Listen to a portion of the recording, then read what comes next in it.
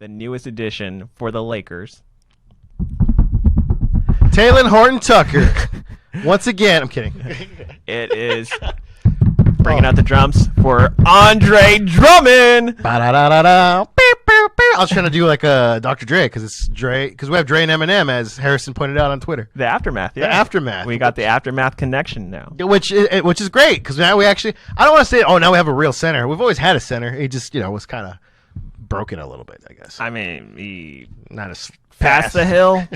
yeah, maybe he's slightly, would you say over the hill? I guess, right? I would say he reminds me more of like Mr. Gasol, the adult league players that I would play against on my Sunday night teams. So you're saying Marc Gasol should be playing in the Big Three? I'm pretty much, yeah. Yeah, I think he's ready. He's nice and ready to go. Hey, like when one door closes, the other one opens. Yeah, you still got a job. You'll still have a way to pay your bills. But the fact that we have Drummond now, it's like, oh, cool. And I just love the fact that he goes, I'm concentrating on the 5. I'm gonna let AD be in his position, the 4, where he's comfortable. Because I think I even read an interview where he said like he wants to get banged up for AD. I'm like, no, this is what we wanted. And we kind of, even though we have it in a sense with Keefe in terms of like the enforcer, Markieff is a definite good enforcer. Like absolutely, but he's a goon. Andre Drummond in the lineup with Anthony Davis, that's going to be the enforcer on demand, like on site. I think we have like 3 former Detroit Pistons players, right? Do we? Yeah, I think KCP. Remember he was on Detroit. Was Schroeder? No, I'm thinking of Reggie Jackson. Yeah, Reggie Jackson was. Jackson. But he's on the Clippers. We don't talk about them here. So it would be KCP, Andre Drummond, and Morris, Keefe. Was it not Marcus Morris that was on the Detroit Pistons? Yes. Wait, was it? I can't remember. You're now. just a racist. Maybe it is. No, they're twins. They're twins. I was gonna say, hey, maybe I am, but I don't need that clip like being edited out and like circulating. Like, oh, Fear Leonard says he's racist and admits it, and then laughs about it. I'm like, maybe. I've watched a few Trump rallies or two. Maybe the first election, but the second one, no. What's wrong with Operation Warp Speed? He was just trying to get the vaccines out on time. Kids in cages, that sounds like my upbringing. I don't know.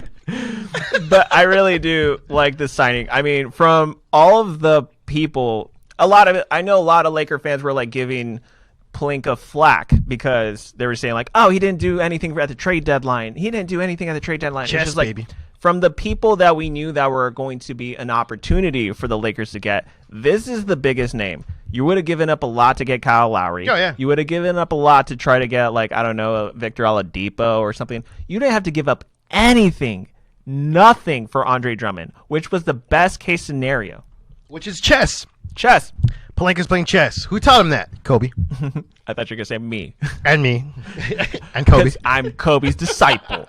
But I also do think that with this Andre Drummond, the biggest implication now is with one extra roster spot, you're going to get a 3-and-D guy who can be there to increase the chances for the Lakers to now be a good shooting team. Avery Bradley. I think he's still available. Well, he's definitely more D than he is 3, but Avery Bradley. He's still available, right? Nobody scooped him? Let me check. I think so. Because I remember, I want to say he went to Miami just for the money, right? Because it wasn't like a falling out with the Lakers that he had. I also feel as if he did take some shots, if I'm not mistaken. Like, he did take some shots when he first arrived in Miami.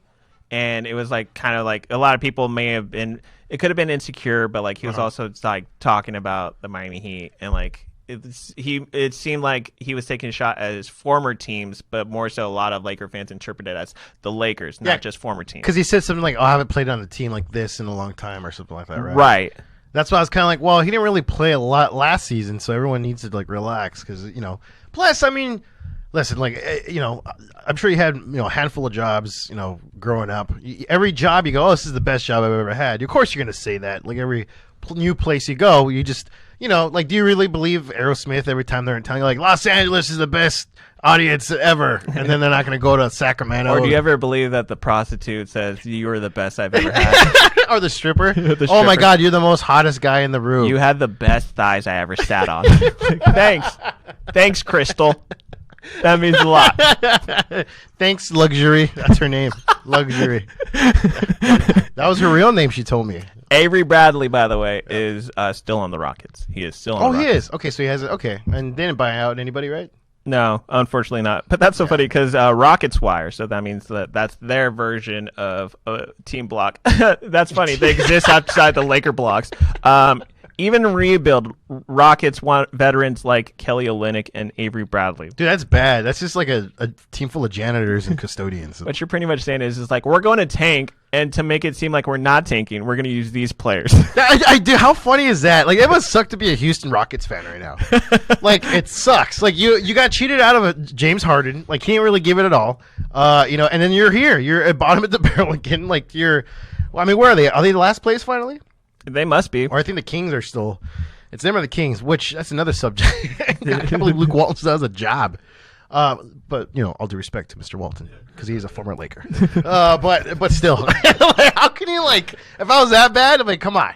Rockets are third to last, or they're tied second to last with the Detroit Pistons, and then the Minnesota Timberwolves have the worst record at 11-36. By the way, yeah, they have Anthony Edwards, the number 1 pick from last year, so they might get another number 1 pick. Future Laker, maybe. Did Mike go now?